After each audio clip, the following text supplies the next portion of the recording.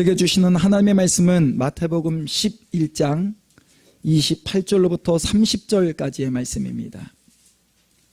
마태복음 11장 28절로부터 30절까지의 말씀을 우리 한 목소리로 합독하여 봉독하겠습니다. 수고하고 무거운 짐진 자들아 다 내게로 오라. 내가 너희를 쉬게 하리라. 나는 마음이 온유하고 겸손하니 나의 멍에를 메고 내게 배우라. 그리하면 너희 마음이 쉼을 얻으리니 이는 내 멍에는 쉽고 내 짐은 가벼움이라 하시니라. 아멘. 이 시간 에베네셀 찬양대에 찬양 있겠습니다. 우리 앞에 있는 분들과 함께 이렇게 인사해 볼까요? 세상에서 가장 복되고 아름다운 얼굴입니다.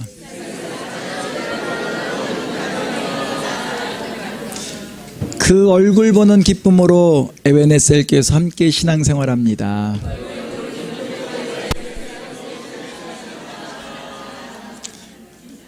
잘하셔야 됩니다. 제 옆자리에 앉아주셔서 가문의 영광입니다.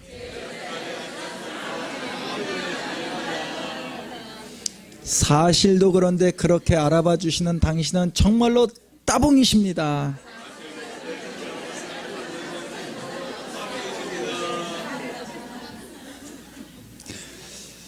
성경은 하나님께서 사람을 만드실 때 하나님의 형상을 따라 하나님의 모양대로 사람을 지으셨다라고 기록하고 있습니다.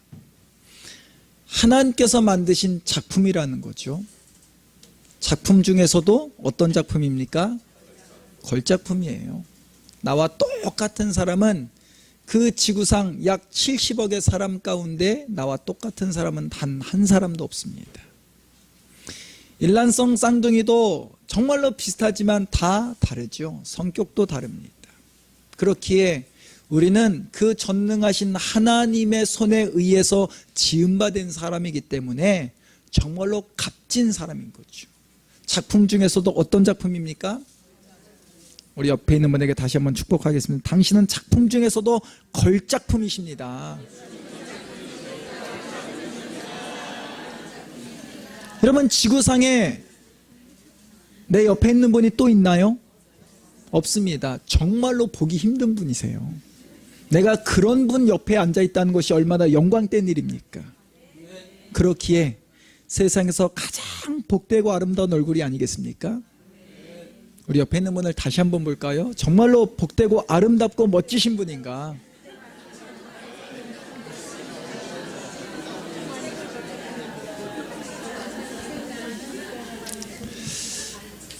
삼성그룹을 세운 고 이병철 회장이 암으로 타계하기 한 달 전에 종교적인 질문 24가지를 했습니다. 그의 질문에는 이런 내용들이 있습니다. 아무래도 암이라고 하는 투병을 했기 때문에 신이 인간을 사랑한다면 왜 고통과 아픔을 주어야 하느냐? 또는 종교가 없이 착한 사람들, 또한 다른 종교를 가진 인간을 신은 어떻게 보겠느냐? 진정한 부자란 무엇인가? 신의 창조와 인간의 진화는 양립할 수 있는가? 아니면 철저하게 양자택일의 문제인가? 그 종교적 질문의 마지막 24번째 질문은 지구의 종말은 오는가? 라고 하는 질문이었습니다. 그리고 가장 첫 번째, 그 종교적인 질문 24가지 중에 가장 첫 번째 한 질문이 이러한 질문이었습니다. 신이 존재한다면 왜 자신을 드러내지 않느냐라고 하는 질문이었습니다. 이러한 질문은 가끔 무신론자들도 하는 대표적인 질문 가운데 하나죠. 진짜 신은 존재하느냐? 진짜 하나님 존재하느냐? 그러면 그 하나님 나타내 보라는 거예요. 증명해 보라는 겁니다. 여러분은 혹시 이런 질문 하지 않습니까? 정말 하나님 계신가? 저는 제가 청소년 시절에 저는 이런 질문을 제 내면 안에 했던 적이 있습니다. 정말 하나님 살아계신가? 하나님께서 정말로 계시다고 한다면 왜 기독교인들은 이런 고통과 이런 아픔 가운데 왜 믿지 않는 사람들보다 더, 죄송합니다, 속된 말로 찌질이처럼 살아야 되느냐? 그것이 저의 질문 중에 하나였습니다. 여러분은 신이 존재한다면, 하나님이 존재한다면 왜 자신을 드러내지 않느냐라고 하는 이 질문 앞에 여러분은 어떻게 답변하실 수 있겠습니까? 저는 이런 질문을 받는다고 한다면 개인적으로는 이렇게 답변을 해드릴 수 있을 것 같아요. 하나님의 전능하심을 과연 인간이라고 하는 그 이성 안에 그 전능하신 하나님을 다 담을 수 있겠느냐? 인간은 하나님에 의해 창조된 피조물에 불과합니다. 그 피조물이 조물주신 창조주가 되시는 하나님을 다 안다? 다 볼 수 있다? 다 이해할 수 있다? 이것 자체가 사실은 모순이죠. 이런 이야기가 있습니다. 개미가 코끼리를 만났습니다. 개미는 코끼리가 어떤 모양인지 그 코끼리 위에 올라가서 막 지나다닙니다. 과연 개미는 그 거대한 코끼리를 다 그가 훑어보았을까요? 여러 개미들이 야, 내가 만난 코끼리는 이래. 어떤 개미는 그 코에만 지나다녔던 개미도 있을 거예요. 어떤 개미는 그 코끼리의 꼬리만을 지나다녔던, 어떤 개미는 그 큰 다리를 지나다녔던, 몸통을 지나다녔던, 또는 귀를 지나다녔던 그 개미들이 와서 내가 만난 코끼리는 이래. 여러분, 개미는 그 코끼리를 다 이해할 수 없을지도 모릅니다. 각각이 경험했던 그 이미지를 가지고 내가 만난 코끼리는 이래 라고 이야기하겠죠. 성경은 분명 이 세상이 전능하신 하나님에 의해서 창조되었다라고 기록하고 있습니다.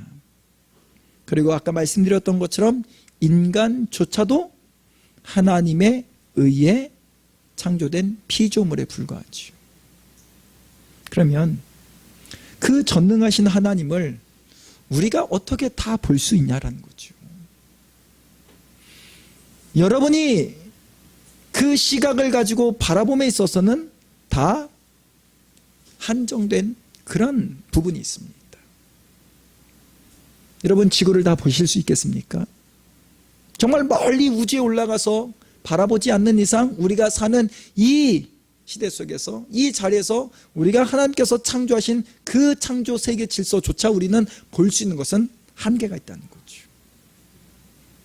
하나님은 여전히 우리에게 나는 이렇다라고 증명하고 계세요. 그럼에도 불구하고 많은 사람들은 그 살아계신 하나님 증명해봐, 증명해봐 라고 질문을 하곤 합니다. 만약 여러분 유치원 아이에게 증명이라는 것은 그것을 듣는 사람이 수준으로 이해를 시켜야 하는 거죠. 만약 박사학위 논문을 가지고 있는 분이 야, 이것이 나의 이론을 증명해낸 그런 학문이야 그러면서 유치원 아이에게 내가 이것을 맞는지 틀리는지 검증해봐라. 여러분, 유치원 아이가 그 박사 논문의 진위 여부를 판단할 수 있는 그런 능력이 있습니까? 절대 있지 않습니다. 어쩌면 하나님께서는 우리에게 나는 이래, 나는 이런 모습이야, 나는 이런 능력을 가지고 있어, 우리에게 끊임없이 말씀함에도 불구하고 어쩌면 우리는 그 전능하신 하나님께서 끊임없이 자신을 나타내고 계심에도 불구하고 우리는 이해하지 못할지도 모릅니다. 하나님께서 자신을 드러내지 않는 것이 아니라 여전히 드러내고 계심에도 불구하고 너무 크고 전능하시기 때문에 우리가 이해하는 그 수준은 한계가 있다는 거죠. 혹은 이런 질문을 하기도 합니다. 도대체 예수라는 자가 나와 무슨 상관이 있느냐라는 거예요. 그 예수라는 사람은 그 중동 땅 작은 이스라엘 백성인데 도대체 그분이 나와 무슨 상관이 있는데 왜 나를 위해서 죽었다라고 이야기하느냐? 왜 기독교인들은 만나면 예수님께서 당신을 위해서 죽으셨습니다. 예수님께서 당신을 위해서 죽으셨습니다. 그렇게 이야기하는데 그가 나와 도대체 무슨 상관이 있느냐? 여러분, 예수님께서 우리를 위해서 죽으셨다라는 것은요, 이것은 증명해낸다고 이해될 부분은 아닙니다. 그 예수님께서 우리를 위해서 이 땅에 오셨다는 것은, 또 우리를 위해서 죽으셨다는 것은 체험을 통해서 우리가 알아가는 부분이지, 어떤 증명, 어떤 설명을 통해서가 아니라, 여러분, 예수님께서 우리를 위해서 죽으셨다는 것은 믿음으로 알 수 있는 부분입니다. 체험을 통해서 알 수 있는 부분이지요. 때문에 기독교를 가리켜서 믿음의 종교다라고 이야기합니다. 설명으로 되어지는 부분이 아니라는 거예요. 수많은 사람들은 지금도 이 땅에서 뭔가 여유롭고 행복한 삶을 추구하며 살아갑니다. 그리고 그 행복한 삶을 찾고자 무던히 애를 씁니다. 여러분, 이 땅에 많은 사람들이 행복을 찾고자 하는 대부분의 조건은 무엇이 있습니까? 이것이 있으면 행복하다. 여러분은 무엇이 있으면 행복하다고 생각하십니까? 우리끼리 이러면 안 됩니다. 여기 계신 분들이야, 여러분 무엇 때문에 행복하세요? 자, 그러면 여러분이 신앙생활하지 않는 일반 사람이라고 한다면, 제가 만약에 그냥 어떤 강당에서 지금 세미나를 강연을 합니다. 여러분 무엇 때문에 행복하십니까? 여러분 무엇이 있으면 행복할 것 같으십니까? 라고 질문을 한다면 여러분 뭐라고 대답하시겠어요? 네? 뭐니 해도 머니가 있어야 행복할 것이다. 대부분 그렇게 답변하지 않습니까? 학생들에게 너 왜 공부하니? 라고 하면 거의 대부분의 목적은 물질입니다. 물질.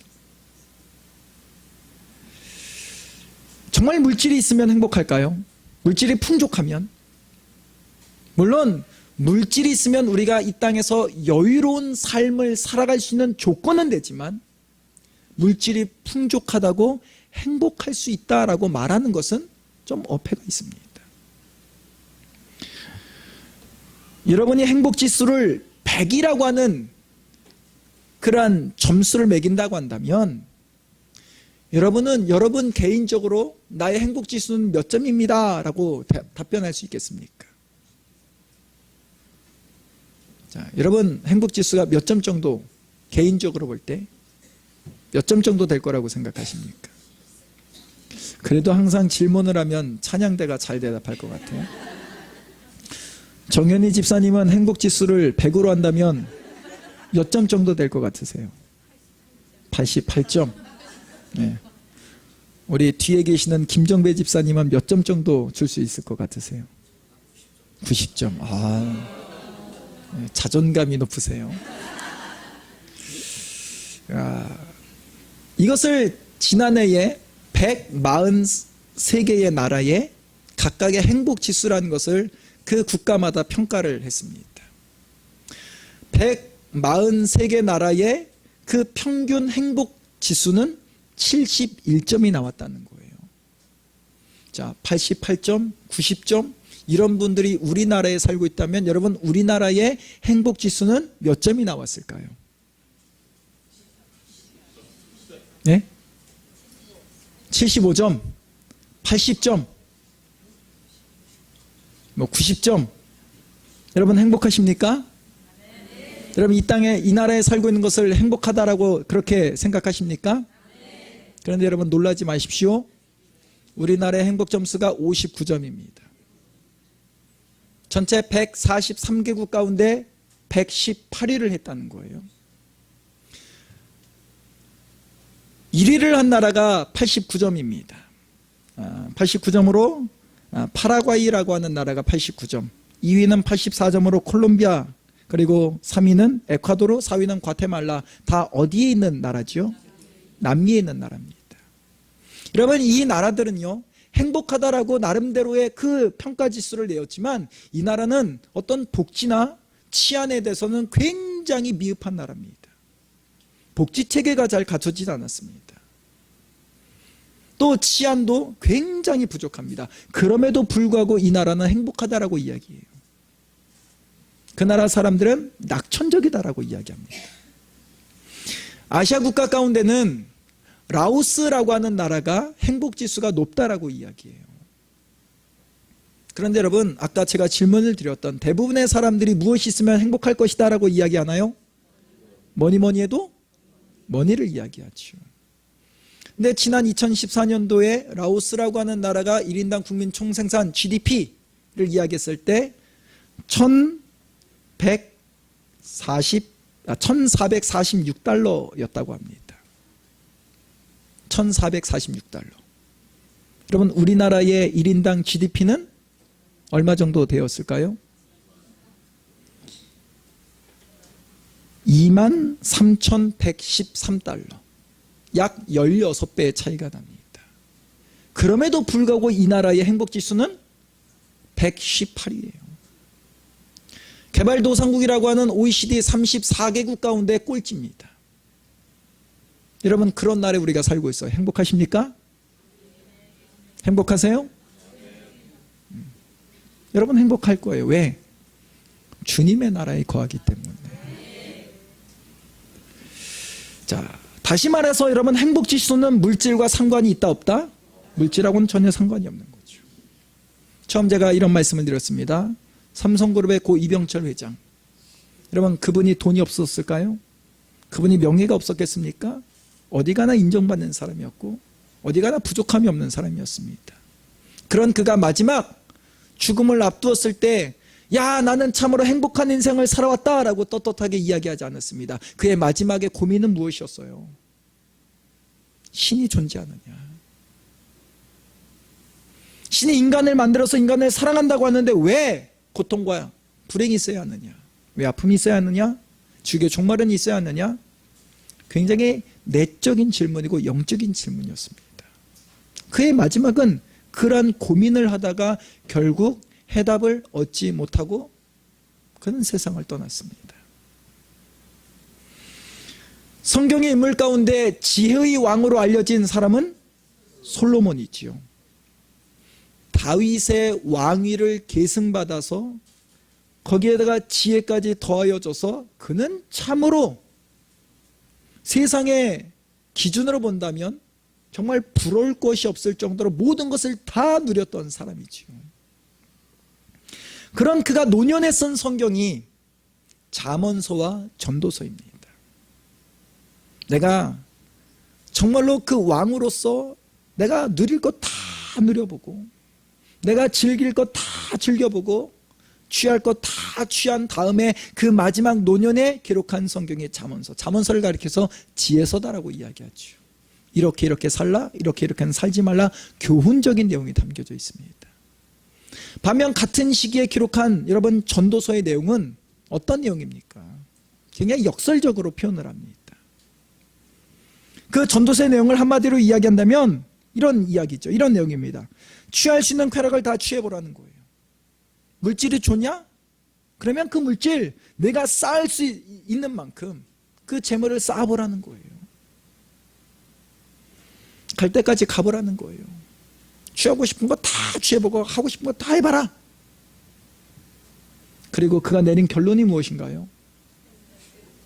그가 전도서 1장 그 1절을 시작하면서 한 말이 있습니다. 자신이 젊은 시절 왕으로서 누릴 수 있는 것을 다 누려봤고 할 수 있는 것도 다 해봤더니 지금 노년의 때 뒤를 돌아보니까 그가 첫 번째 남긴 말이 헛되고 헛되며 헛되고 헛되니 모든 것이 헛되도다 였습니다. 해 아래에서 수고하는 모든 수고가 다 허무하다라고 하는 결론을 내렸습니다. 이 땅에서 내가 뭔가를 다 누려보았지만 결론은 허무하다는 거죠. 그럼에도 불구하고 여전히 사람들은 뭔가를 추구하기 위해서 무던히 애를 쓰고 달려갑니다. 목말라 하지요. 내가 원하는 저것이 채워지면 나는 행복할 것이다 라고 하는 기대를 갖습니다.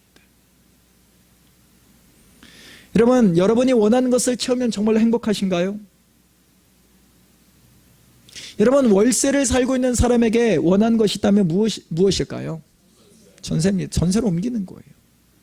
여러분, 전세로 옮기면 월세를 사던 사람이 나름대로 정말로 아끼고 아껴서 전세로 옮겼습니다. 행복할까요? 행복합니까? 행복하지요. 행복합니다. 그러나 그 행복이 얼마나 가냐는 거예요. 전세를 사는 이 사람이 교제하는 그 사람을 보니까 집을 가지고 있는 사람들 만나서 교제를 하는 거예요. 그러면 전세를 사는 이 사람에게 또 다른 욕망이 생기죠. 또다시 채워야 할 것이 있습니다. 그것은 무엇입니까? 내 집 마련이에요. 내 집 마련. 나에게도 내 집 있으면 정말 행복하겠다. 정말 아끼고 아껴서 24평짜리 아파트를 그가 얻게 되었습니다. 행복할까요? 행복합니다. 여러분, 자기 집이 없던 사람이 자기 집을, 여기 계신 분들 가운데도 정말 열심히 땀 흘려 수고하여서 내 집을 처음 마련했을 때 행복하시지 않았습니까? 그러나 여러분, 그 행복이 또한 얼마나 가냐는 거예요. 내 집을 마련했던 이 사람이 교제하는 사람들이 보니까 35평, 34평, 45평, 50평, 70평에 있는 사람들과 교제를 해요. 그러면 또다시 이 사람 가운데 있는 갈망은 무엇인가요? 목마름은 무엇입니까? 더 큰 집이에요. 나도 언제 50평을 옮기나? 난 언제 70평을 가져보나? 우리가 살아가는 인생은 누구든지 이러한 목마름 가운데 뭔가를 찾고자 하지요. 오늘 함께 봉독한 말씀처럼 우리 인생은 수고하고 무거운 짐을 지고 가는 인생이다라고 할 수 있습니다. 그 짐이 크던 작던 누구에게나 짐은 지어져 있다는 거예요. 그 짐을 지고 가는 인생이다라고 성경은 우리에게 말씀합니다. 하지만 목적하는 바에 따라서는 나에게 지어진 짐이 어떤 사람에게는 정말로 무겁게 느껴질 것이고, 어떤 사람에게는 사명이라는 것은 그러한 목적을 가지고 갈 때는 그 짐이 그렇게 무겁게 느껴지지 않을지도 모릅니다. 여러분, 우리가 살아가는 이 인생, 그 무거운 짐을 짊어지고 가는 우리를 향해서 예수님께서는 말씀하세요. 수고하고 무거운 짐진 자들아 라고 우리를 부르십니다. 그리고 다 내게로 오라 라고 우리를 부르고 계십니다. 누가 부르세요? 예수님께서 부르십니다. 성경은 예수님에 대해서 또한 이렇게 표현을 하고 계세요. 빌립보서 2장 6절로부터 8절 가운데 있는 말씀을 함께 읽어보겠습니다. 그는 근본 하나님의 본체시나 하나님과 동등됨을 취할 것으로 여기지 아니하시고 오히려 자기를 비워 종의 형체를 가지사 사람들과 같이 되셨고 사람의 모양으로 나타나사 자기를 낮추시고 죽기까지 복종하셨으니 곧 십자가에 죽으심이라. 아멘. 그는 근본 하나님의 본체시다라고 말씀하죠. 그러니 예수님께서 누구시라는 겁니까? 하나님이시라는 거예요. 온 세상을 창조하신 그 하나님, 그 하나님께서 예수님으로 또한 인간의 몸을 입고 이 땅에 오셨다라고 성경은 기록하고 있습니다. 그 창조주가 되시는 하나님께서 우리를 부르고 계시다는 거예요. 수고하고 무거운 짐진 자들아 다 내게로 오라. 우리를 부르시는 목적이 어디에 있습니까? 하나님께서, 예수님께서 우리를 부르시는 목적, 오늘 말씀해 보니까 수고하고 무거운 짐진 자들아 다 내게로 오라. 내가 너희를 쉬게 하리라. 그 무거운 마음의 짐을 지고 가는 우리 인생을 바라보실 때 안타까운 그 마음을 가지고 우리를 부르십니다. 내가 너희를 쉬게 하겠다. 여러분, 정말로 힘든 것은요, 육체의 고난이 힘들다라고 말하지 않습니다. 육체의 고난은 시간이 지나면 회복될 수 있어요. 그러나 마음의 짐, 생각의 짐, 정신적인 짐, 여러분, 이러한 짐들은 쉽게 해결되지 않습니다. 마음의 상처는 결코 쉽게 아물어지지 않습니다. 사람들은 그럼에도 행복을 찾기 위해서 무던히 애를 쓰지요. 여러분, 그 행복은 어디 있느냐라는 겁니다. 그 행복을 어디에서 누릴 수 있느냐? 우리의 마음이 평안해야 우리는 행복하다라고 이야기합니다. 여러분, 육신보다 더 중요한 것이 마음이지요. 대부분 우리의 걱정과 근심은 어디에서부터? 마음으로부터 나옵니다. 마음이 불안합니다. 마음 가운데 걱정이 있습니다.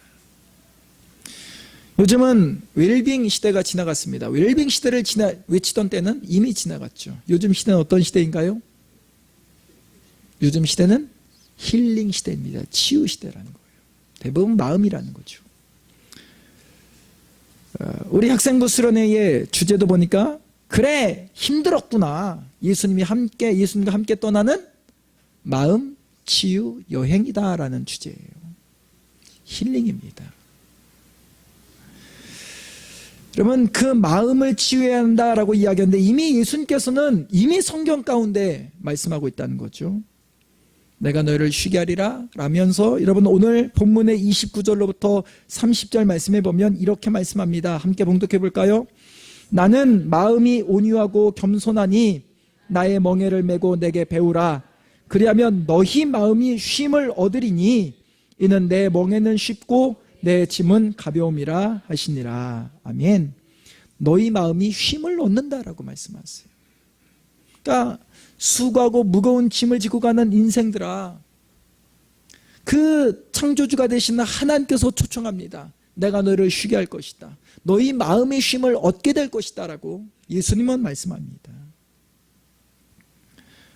여러분, 우리를 초청하신 그분 앞에 나아가지 않으면, 나아가서 내 마음의 짐을 내려놓지 않으면 이 마음의 짐은, 마음의 문제는 계속해서 나의 인생과 더불어서 나아갑니다.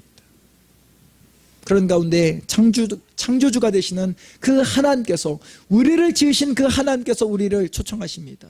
그리고 그 짐, 마음의 짐, 그 수고하는 짐, 그 짐을 다 내려놓으라고. 이제는 그 남은 인생 가운데 내가 너와 함께 할 것이다 라고 말씀합니다. 그 짐 내가 대신 짊어지시겠다라고 말씀하세요. 여러분, 그리고 우리의 인생 가운데 가장 무거운 짐은 어떤 짐일까요? 물질의 짐인가요? 자녀의 짐입니까? 여러분, 관계의 짐입니까? 정말 무거운 짐은 여러분 죄의 짐입니다. 우리가 가지고 있는 죄의 짐을 우리 인간으로서는 해결할 능력이 우리에게는 없습니다. 그 누가 우리에게 있는 이 죄의 짐을 해결할 수 있겠습니까?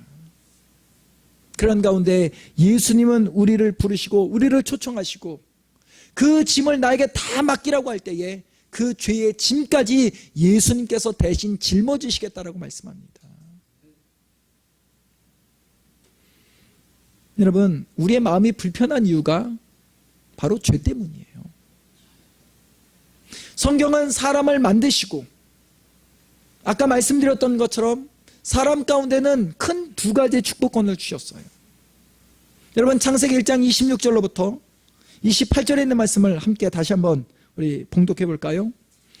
하나님이 이르시되 우리의 형상을 따라 우리의 모양대로 우리가 사람을 만들고 그들로 바다의 물고기와 하늘의 새와 가축과 온 땅과 땅에 기는 모든 것을 다스리게 하자 하시고, 하나님이 자기 형상 곧 하나님의 형상대로 사람을 창조하시되 남자와 여자를 창조하시고 하나님이 그들에게 복을 주시며 하나님이 그들에게 이르시되 생육하고 번성하여 땅에 충만하라. 땅을 정복하라. 바다의 물고기와 하늘의 새와 땅에 움직이는 모든 생물을 다스리라 하시니라. 아멘. 하나님께서 세상을 창조하시고 마지막에 만드신 그 피조물이 바로 사람입니다. 사람을 먼저 만드신 다음에 이 사람에게 얘에게 이것이 부족하구나, 이것이 필요하겠구나, 그 필요에 따라서 나중에 만드신 것이 아니라 완벽하게 세팅해 놓으신 그 후에 사람을 만드시고 너희가 이 땅 가운데서 생육하라는 거예요. 번성하라는 겁니다. 그리고 내가 만든 이 세상을 누리라는 통치권을 우리에게 주셨어요. 그런데 여러분, 죄 때문에 우리가 받았던 그 축복을 잃어버렸다는 거죠. 그 죄 때문에 우리가 살아가는 인생 가운데 끊임없이 우리의 마음 가운데 무거운 짐을 지워줍니다. 다시금 주님은 우리에게 말씀합니다. 수고하고 무거운 짐진 자들아 다 내게로 오라. 내가 너희를 쉬게 할 것이다. 그 마음에 쉼이 있을 것이다 라고 예수님은 우리를 초청하고 계십니다. 여러분, 그분과 함께하는 인생은 축복의 인생이 될 줄 믿습니다. 그분과 함께하는 나머지의 이 인생의 여정은 무거운 짐을 지고 가는 인생이 아니라 그분이 우리의 짐을 대신 짊어지시기, 무엇보다 우리 인간으로서 해결할 수 없는 죄의 짐을 대신 짊어지시기 때문에 그분과 함께하는 인생의 여정은 무거움이 아니라 가벼움이라는 거죠. 그분과 함께하는 이 길을 함께 나아갈 때 여러분의 삶 가운데 참된 평안, 참된 기쁨, 이 세상에서 찾을 수 없었던 진정한 행복을 주님의 이름으로 축복을 드립니다. 에베네셀 교회는 이러한 부분들을 함께 또 도우며 또 섬기며 주님 안에서 기쁨과 소망을 품고 살아가도록 돕고자 합니다. 오늘 이 자리에 초대를 받아서 나오신 분들, 그 여러분의 삶 가운데 다시금 여러분 이 땅 가운데 살아가면서 이러한처럼 마음의 짐이 있지 않습니까? 마음에 그 쓰라린 상처를 안고 있지 않습니까? 여전히 해결해야 할 그런 문제가 있지 않습니까? 오늘 예수님께서는 우리에게 말씀하시고 우리를 초청하십니다. 수고하고 무거운 짐진 자들아 다 내게로 오라. 내가 너희를 쉬게 할 것이다 라고 하는 그 주님의 초청의 부르심 가운데 여러분 마음을 여시고 나의 남은 그 인생을 내가 이 땅에서 찾는 행복은 온전한 행복이 아니라는 거죠. 우리 주님께서 우리에게 주시는 그 영원한 행복을 우리에게 주시겠다라고 하는 그 부르심 가운데 여러분 마음을 들이셔서 여러분의 그 남은 인생이 주님과 함께 참된 평안과 참된 기쁨과 참된 행복을 누리며 살아가게 되시기를 주님의 이름으로 축복을 드립니다. 우리 이 시간 가운데 우리 오늘 아마 여러분 주변에 오늘 처음 아마 보시는 분들 계실 거예요. 우리 그분들을 향하여서 또 우리 에베네셀교에 오셔서 참으로 감사하다라고 하는 그 마음을 담아서 정말로 축복받는 사람입니다라고 하는 찬양을 함께 우리 그분들을 향해서 축복의 찬양하기를 원합니다.